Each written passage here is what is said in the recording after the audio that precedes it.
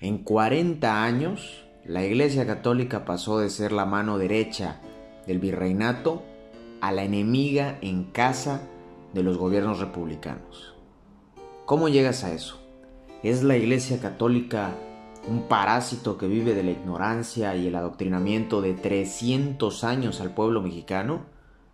¿Es una institución natural de la mexicanidad? ¿Es el corazón de los pequeños pueblos? ¿O la rémora de los pobres, de los indios, del campesino? Soy Sergio Muñoz y este es un apunte de la guerra. En el virreinato, la Iglesia era una rama, un poder más del gobierno de la Nueva España, en lo que se conoce a grandes rasgos como el patronato real. Con la burocracia de hoy y las 200 secretarías, subsecretarías, quizá cuesta concebir cómo es algo así en la práctica.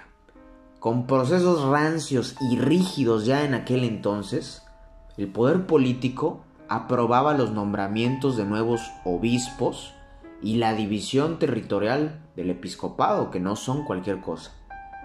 En la Nueva España la Iglesia prácticamente tiene las funciones de educación. No hay escuelas religiosas o escuelas de gobierno. Hay escuelas. Tu maestro es un cura. No hay registro civil. Naces, te bautizan, te confirmas, te casas y te mueres avisándole todo a la iglesia de donde vives. Tu parroquia es la que guarda el registro de tu vida. Llevan la hospitalidad, un concepto medieval que más o menos es lo que hoy tenemos por seguridad social, porque los hospitales, los sanatorios, los asilos, los orfanatos son administrados por curas.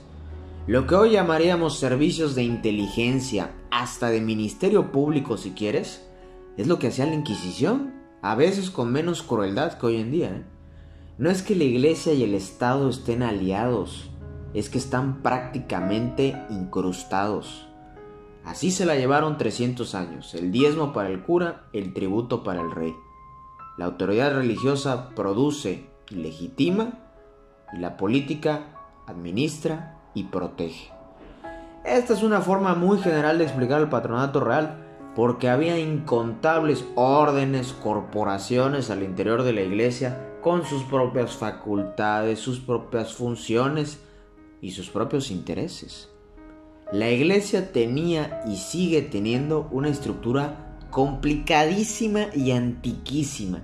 Y si me detuviera a explicar a cada detalle cómo funcionan o funcionaban sus estructuras, mira, la verdad es que este canal no se llamaría como se llama, sería el Semanarios de la Fe o no sé qué más.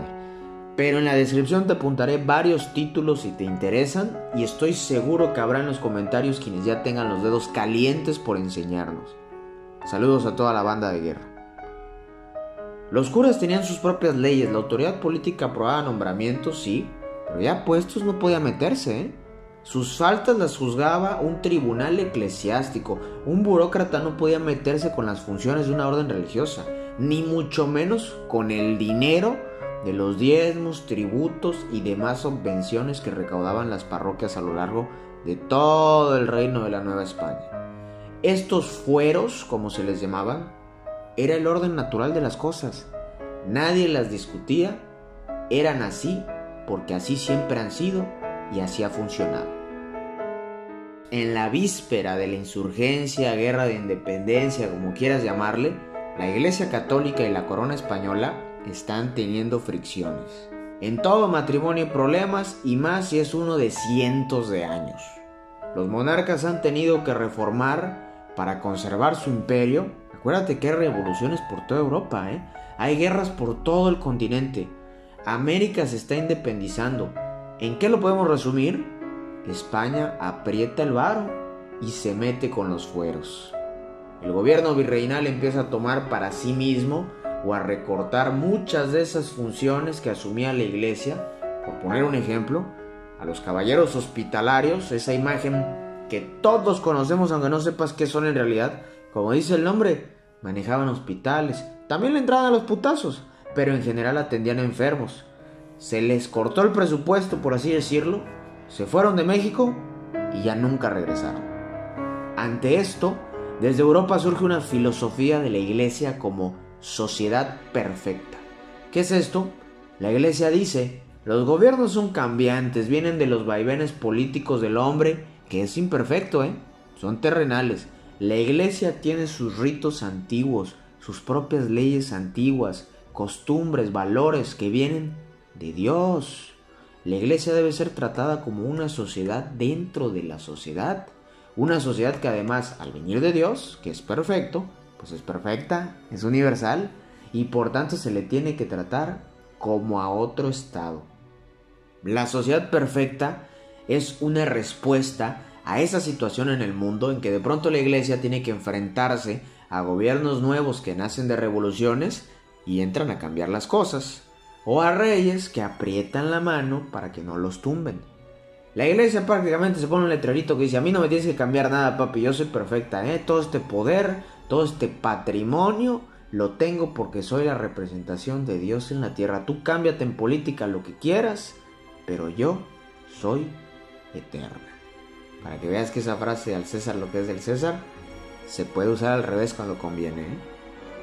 Llegan en barco los libros sobre ella y los curas se ponen de: tráiganme más de esa madre, por favor, y pónganle aguacate. No te sorprenderá que esta filosofía de la sociedad perfecta le cae muy bien al alto clero mexicano.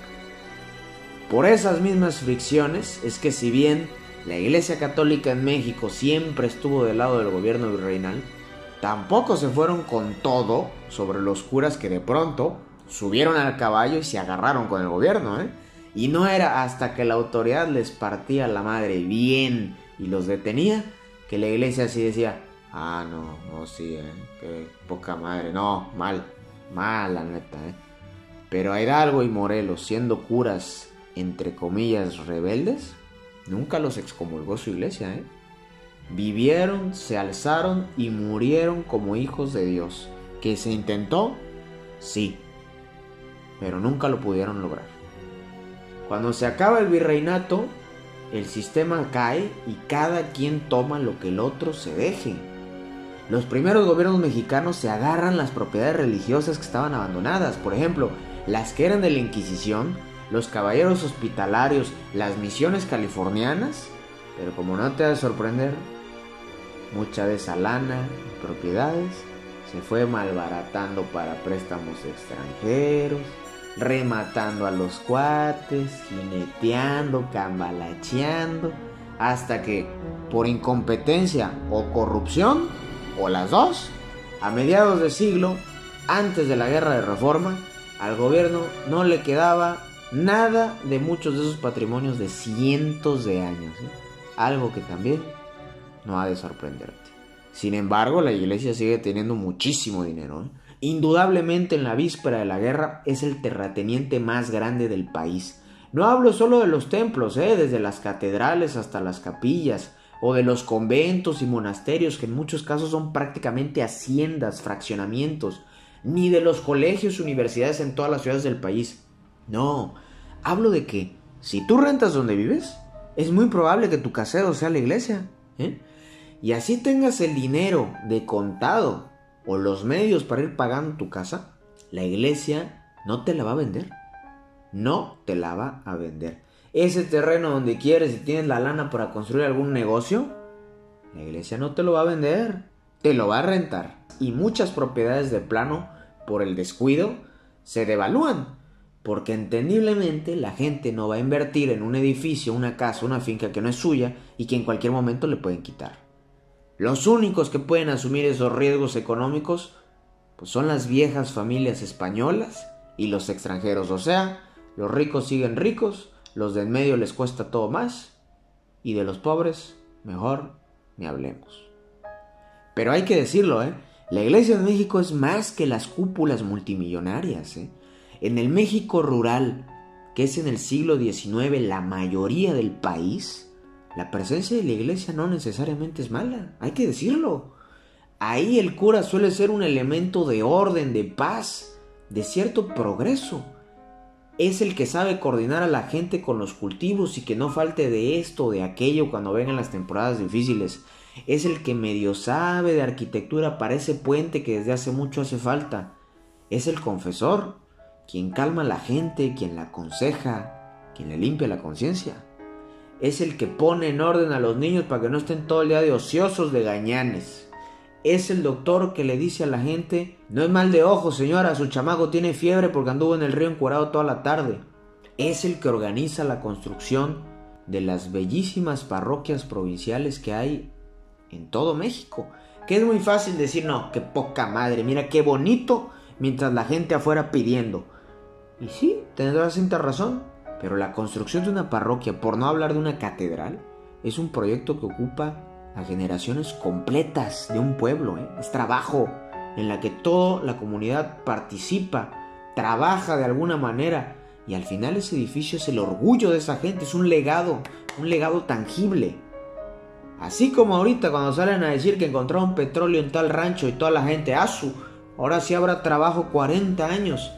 Nomás que te puedo asegurar que nadie voltea y dice: qué orgullo me dan esos pozos, qué bonita refinería. El alto clero podrá ser ambicioso, controlador, porque lo es, pero el bajo clero suele ser tan pobre como su gente. Por cada cura de pueblo que para bien o para mal usa a sus feligreses como tropa o como caja chica, hay 100 que tranquilamente llevan la vida acorde a sus votos y la historia los ha olvidado. Hay que decirlo. Con la revolución de Ayutla sube al poder el gobierno liberal más fuerte que ha tenido México, y por fin entran reformas que pegan como nunca al poder de la iglesia, a sus fueros y a sus dineros. Del otro lado del Partido Conservador está sin cuadros políticos, hay un vacío en el liderazgo y curas como el Monseñor Labastida de Puebla, Pedro Mujía de Michoacán o el Padre Miranda protagonizan el discurso conservador, metiéndole justamente esa filosofía de la sociedad perfecta. La iglesia tiene el aparato de propaganda más poderoso del país. Es prácticamente dueña, por dar un ejemplo, de La Cruz, un periódico que existe para tirarle al gobierno de Comonfort, y tiene participación importante también la iglesia en el periódico de La Sociedad. Desde el púlpito en todo México se ataca las reformas liberales, cada vez con más fuerza, hasta que el mismo Papa Pío IX declara que los decretos del gobierno liberal mexicano no tienen validez y se amenaza con excomulgar a aquellos funcionarios públicos que juren la nueva constitución, para que te hagas una idea del dinero y los intereses que había en juego. En la víspera de la guerra de reforma, la política de la Iglesia Católica puede resumirse en las palabras del obispo Espinosa de Guadalajara: respetemos siempre a quien nos manda en lo temporal, obedezcámoslo en todo lo que nos mande sin excederse de sus facultades, pero en el orden espiritual, no y 100 veces no. Ha llegado el caso de obedecer a Dios primero que a los hombres. En la guerra, la iglesia se vuelve el patrocinador del gobierno conservador. Pero les guste o no, la sociedad algo ha cambiado en 300 años, y las amenazas religiosas hicieron que mucha gente quizá no deje de ser religiosa, pero sí se desencante de la cúpula católica. Además, el Partido Conservador, ni queriendo, puede revertir que varias de las reformas liberales ya cuajaron en la gente, a la gente ya le gustó. La Nueva España se levantó con 2 conquistas y por tanto 2 autoridades, la política y la religiosa. México las heredó. Mientras que la autoridad política se tambaleó de cuartelazo en cuartelazo en un ping-pong de repúblicas de izquierda o de derecha, la religiosa se mantuvo firme, ordenada, compacta. No fue tanto que la iglesia amasara más poder, sino que consolidó el suyo, mientras que la esfera política se empobreció al no haber otro medio de transición más que los putazos. En el amaciato conservador, una parte pone la legitimidad y el dinero, y la otra las armas. El ejército conservador podrá ser medio mocho, sí, pero a quien se mata por ti le tienes que pagar bien. En palabras del historiador Jan Mayer, hay protecciones tan pesadas como persecuciones, y la protección del gobierno conservador le está saliendo carísima a la Iglesia Católica. Pero ¿tú qué piensas? ¿Es la iglesia un mal necesario? ¿Tenían razón en que no puedes comparar lo celestial con lo terrenal? ¿Era un pretexto para cuidar sus arcas? ¿Los liberales tomaron su oportunidad de entrarle a toda esa lana? Me gustaría leer tu opinión. Agradezco a José Iván Luna, Luis Calderón y Dart Mictlán por sus comentarios específicos de este tema, uno de ellos ya desde hace un tiempo.